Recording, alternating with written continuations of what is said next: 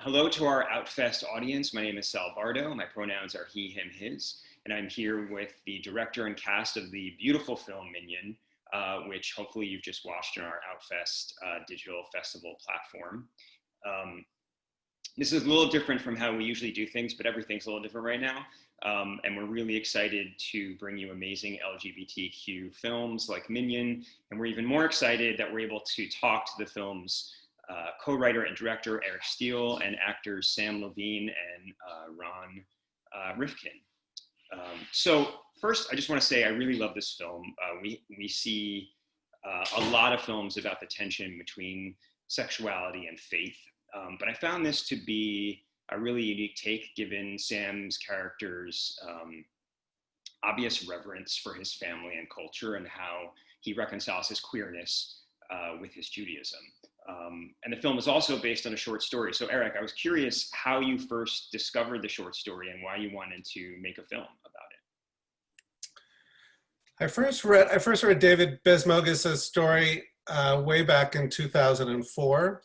I was in San Francisco working on the bridge, and I think it was kind of that strange, like someone handed me a book, and I read it, and I fell in love with this story, Minyan, and probably I think what I found most sort of magical and appealing about the story originally was just how culturally specific it was and how it seemed to set off in me a kind of like a memory recognition. Like I remembered my grandparents talking in the hallways, speaking Yiddish, and the language being something that they thought was like a private language that we didn't understand. And I think, religion was that kind of secret language for me in one way. And I think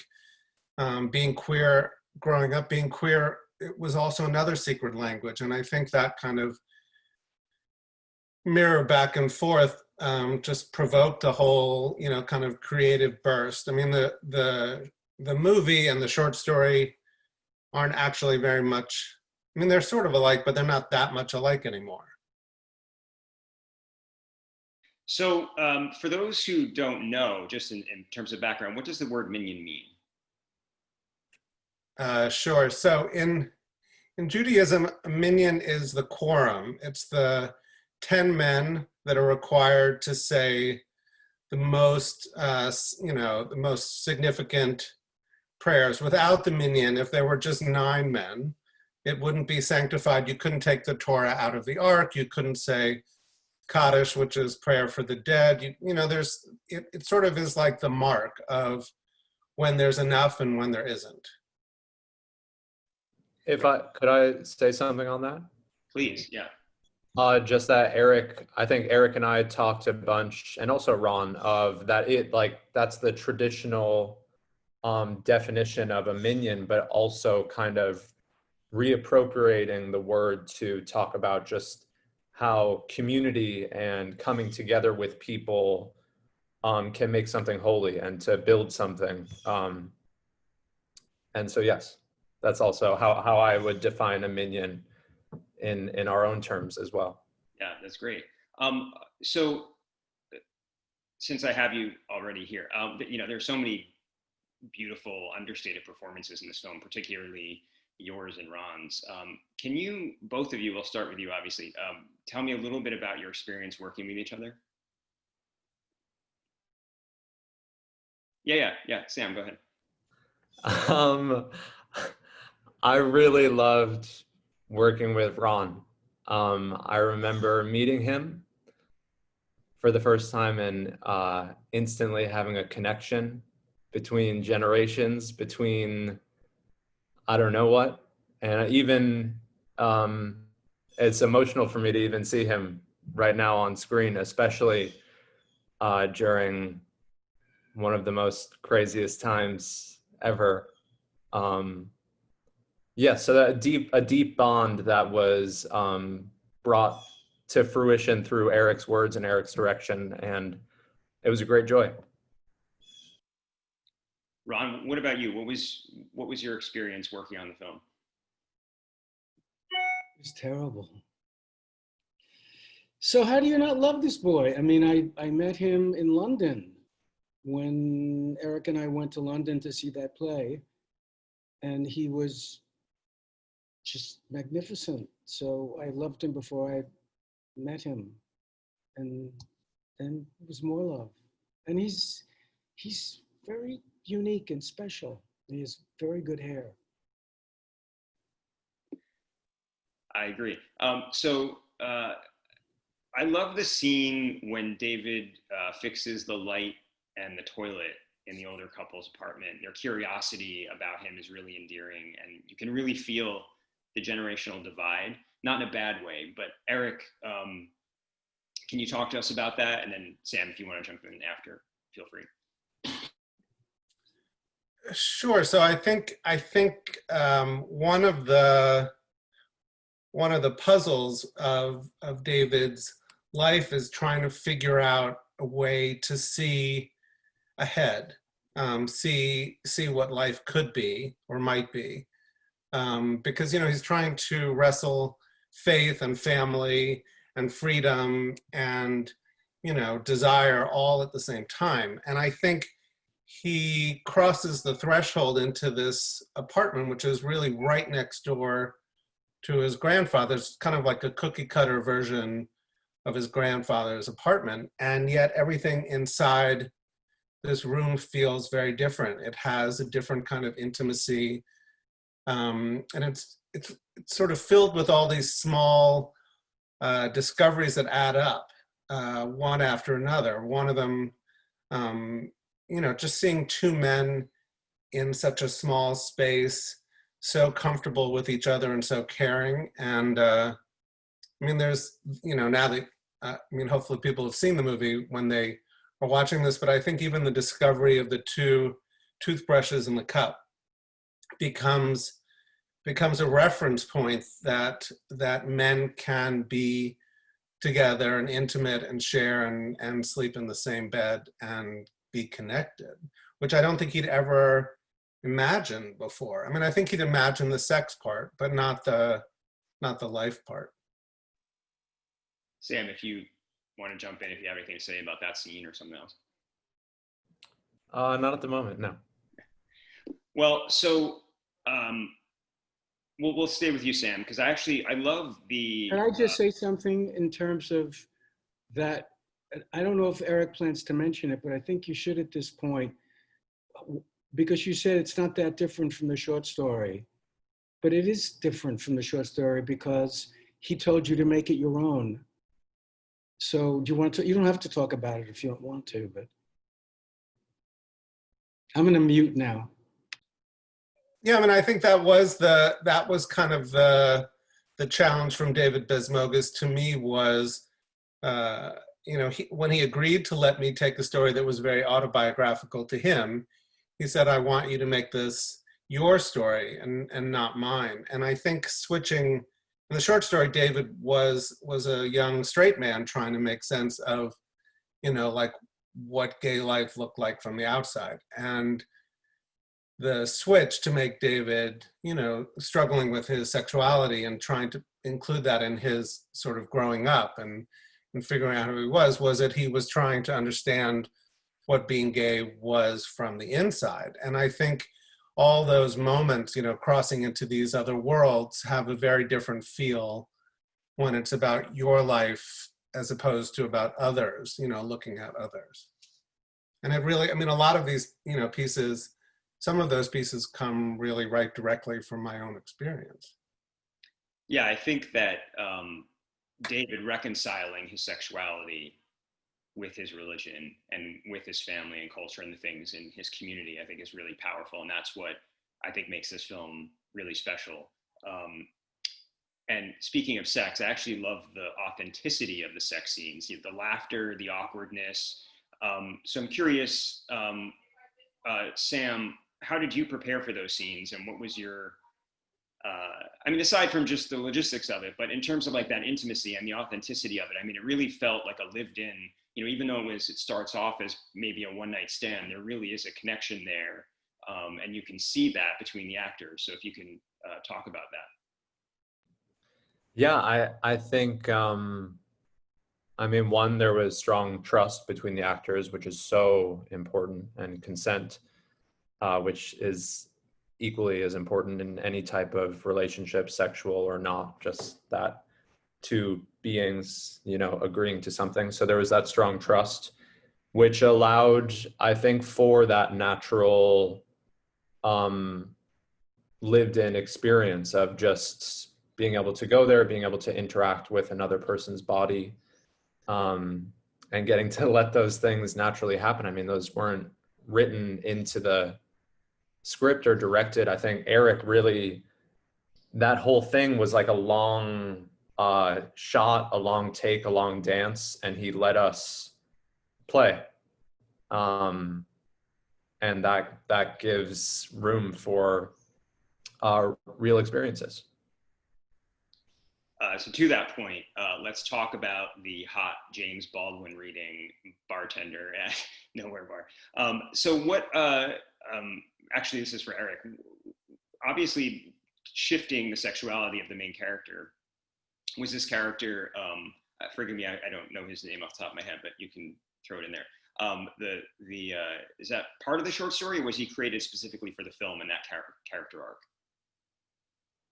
The bartender?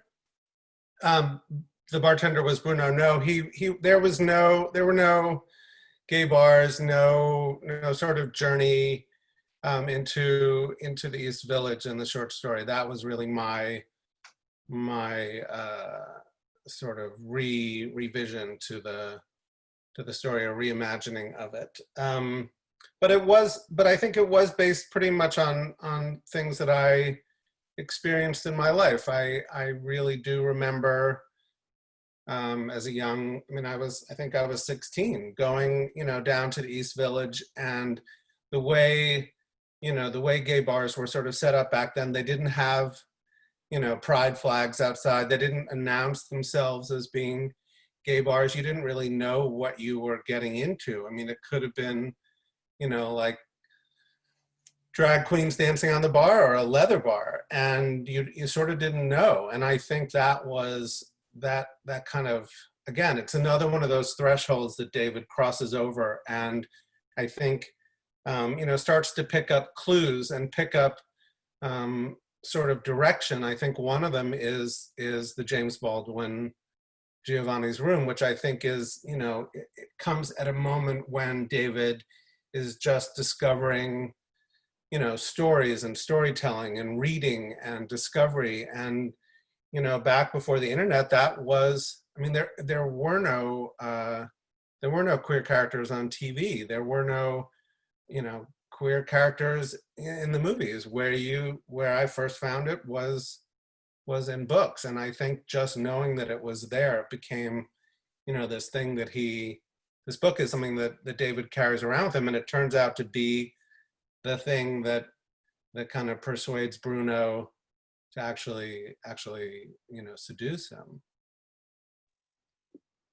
Yeah, and so much of the film has, there's such a realism to it, going back to the authenticity. And you can really, now talking to you after seeing the film and hearing about how your personal experience has informed the story, just makes so much sense. And I'm wondering, I know that you've made some documentaries prior to this. Tell us about, what made you what's different about it, first of all, and then why did you decide to make a narrative fictional film? Because this, you could have told your story in a documentary, and documenting, like you said, the East Village bar scene at that time, and what it was like growing up and coming of age as a young queer person. So again, what's the difference between those two mediums for you, and why tell this story as a narrative?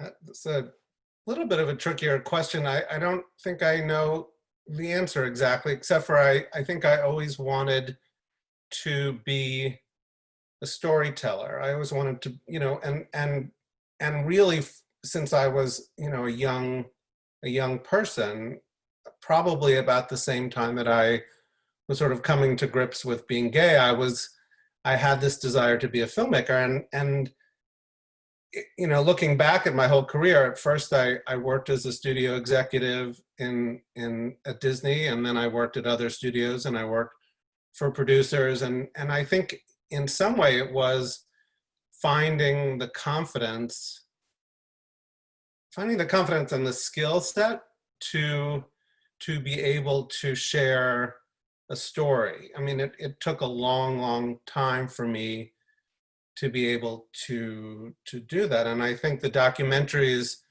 in and of themselves were a discovery period for me. I mean, I was a movie producer, and then I quit, and I thought, God, I have all these posters on my wall that say I made a movie, but I haven't actually made anything. And so I really wanted to know how to use a camera, how to hire a crew, how to do all these other things. And all the time, I think I was sort of finding my way, finding my voice in the story, and David's short story kind of triggered something in me and produced a, you know, like a real burst of creativity. I think it was so connected to me personally, not just the queer part of it or the religious part. I mean, even the parts with Ron's character, with the grandparents, that sort of warmth and care in the family was like, my grandfather was everything to me when I was a little kid. He picked me up and took me, you know, like drove me to school. And I can still tell you what he had in the back seat of the car. And I think it's that kind of sharing, that kind of like going through the memory book all the time that really made this possible for me. So what's next for the film? And then let's just go through after you, Eric, with Ron and then Sam, about what you're working on now and what's next for you. Eric. I'm working on something else. I'm, you know, writing. Quarantine is tough, but if you can't go anywhere, it sort of forces you to sit down and try to hammer away at something new. I'm a very slow writer, and I write over and over and over. And so I'm doing that on the one hand and trying to figure out what the future will be for movies and for Minyan in the world. I hope, when all this is over, people say they want to go back to movie theaters, they feel safe, they feel the need to be connected. And it is, Minyan is really a story of being connected. And so I hope people find a way to reconnect. Ron, what about you? What's next for you? Are you working on any projects, or what's going on? No. Okay. I'm just hanging out. Trying to make it through. Okay. I like your glasses, by the way. I like yours. Thank you. Sam, so what are you working on? Anything? And what are you going to do more theater, more film? What's your plan? What's my plan? What is the plan? Good question. I think right now I feel most called to keep on getting plugged in and being more and more involved in the activism that's happening in New York City, specifically around housing and housing justice as people begin to possibly get evicted into a pandemic. So working to get plugged in to fight against that.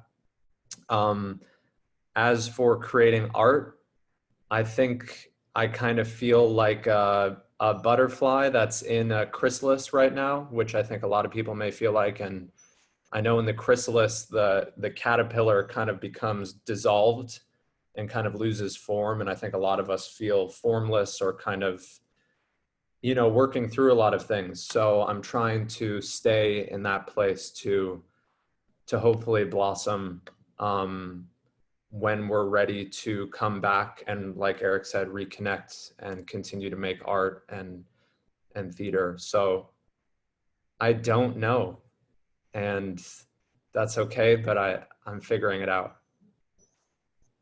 It is okay. We're all figuring it out. That's I think a great place to end.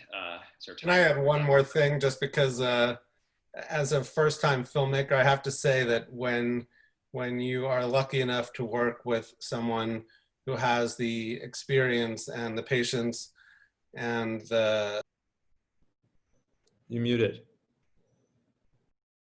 their first movie, who has like an unbelievable sense of commitment and stamina and trust. You know, for a first-time director, you couldn't ask for anything better. And I hope when all this is over that, you know, like I haven't even seen these guys since March when we were in Berlin for the premiere of the movie. But I think the first thing I want to do is just sit in a room with everybody who worked on this movie and, you know, give each other a big hug, because, you know, we deserve it and haven't had that chance yet. Absolutely. Well, congrats on the film. I'm so glad it could be part of our festival this year. And I'm hopeful that as many people as possible will see this, because I think it should be seen. And so for you at home, thank you for joining us for the Q&A. Please check out more of our program, which is available on the Outfest platform through August 30th. And stay safe and be well. Bye, guys. Thank you.